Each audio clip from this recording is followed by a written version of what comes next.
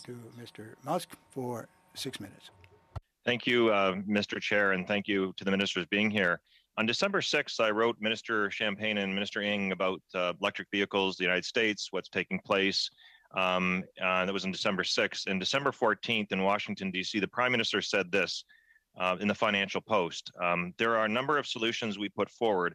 One of them would be to align our incentives in Canada and the United States to make sure that there is no slippage or no unfair advantage on one side or the other. We are happy to do that. To the ministers, yes or no, is it the policy for Canada to align our incentives for EV vehicles? Thank you so much. It's always nice to see my colleague. It's too bad that we aren't here in person. You and I used to sit on this committee together in person a number of years ago. The answer to the question is that we continue to find a range of solutions because that's what we're trying to do here with the United States to make sure that our auto sector is... I have to interject. Is that the policy or not? Is the Prime Minister saying that? I'm sorry to cut you off, but I need to know that whether that's our policy or not. And that's what I've asked before. We're exploring a range of options, so everything is on the table, and that one included. Well, okay, so here's what I don't understand then, I guess, and maybe perhaps some shed some light on, and I wish I was there in person because it would be, and I will be soon with all of our colleagues, and I appreciate this. But right now, the United States has EV incentives in the Chrysler-built Pacifica in Windsor, Ontario at $7,500, which is almost $10,000 Canadian. Our incentive, then you can get that twice. In the United States, you get that twice. In Canada, once for $5,000. So if the Prime Minister wants to prepare himself and also wants to be seen as, I guess, to a word, why has it been 81 days later when we don't at least do the same thing? Isn't it embarrassing or shameful for the fact that right now the U.S. actually has better incentives for the Windsor-built Pacifica versus that of the United States? It's been 81 days. Why don't we make this happen? Well, I appreciate the member's perspective, but here is where I will disagree. What we have been doing is absolutely creating incentives to encourage our consumers to move towards the purchasing of electric vehicles. You have just heard my colleague, Minister Champagne, about the range of investments that we are doing to build out the kind of investments and ecosystems. The investments are one thing, but we're talking about what the Prime Minister said. And we're talking about a very specific case example here where the U.S. incentives are greater almost by double than the Canadian incentives. So right now, the Biden administration, despite putting all the war drums to the table with regards to increasing EV incentives, and the Prime Minister said he would match them, has not, they are actually still doubling down on EV incentives built in Canada versus our own Windsor-made Pacifica. Isn't that embarrassing? And why can't that change?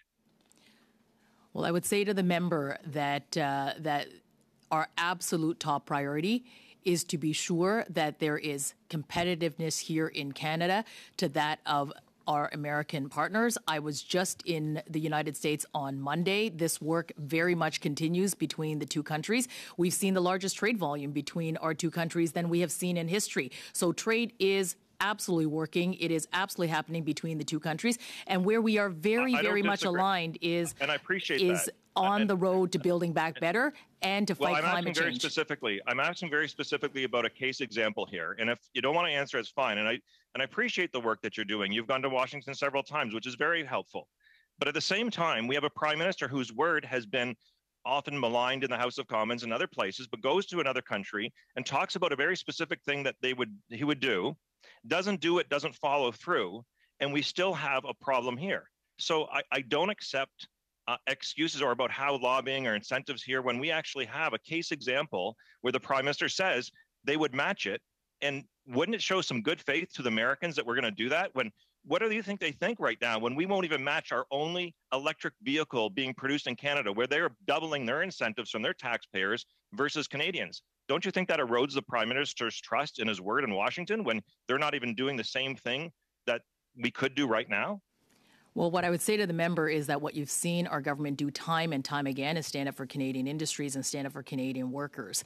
This is not different at all, and we will continue to do that work as we have done. You've seen us not step away from 232 How is it standing tariffs. up for Canadian workers when the U.S. is providing double incentive for the work actually done in Windsor, Ontario, right here, right now? That's not standing up for our work. Standing up for our workers would be actually providing Canadian consumers and also the actual workers the benefit of having the same subsidy that Americans are getting right now. I don't understand how that supports workers. And a foreign government that's actually attacking us with an EV policy is very assertive, is still actually providing double the incentive and twice versus once for Canadians on the only actually hybrid vehicle manufactured and assembly in Canada. Well, I'd say to the member, and I share the same passion, Mr. Masse, as you know, I've been fighting like you and all of us. I think it's a Canadian issue. The only thing I would disagree with you is that I can tell you, speaking to the CEOs of all the automakers, I have never received as many calls in my life of people who want to install and increase their capacity in Canada. You will see soon new mandates being renewed. You will have seen this morning the BASF announcement, which is going to be starting the battery ecosystem. I just met with the Canadian CEOs, and they want the incentive to be matched. They just told me.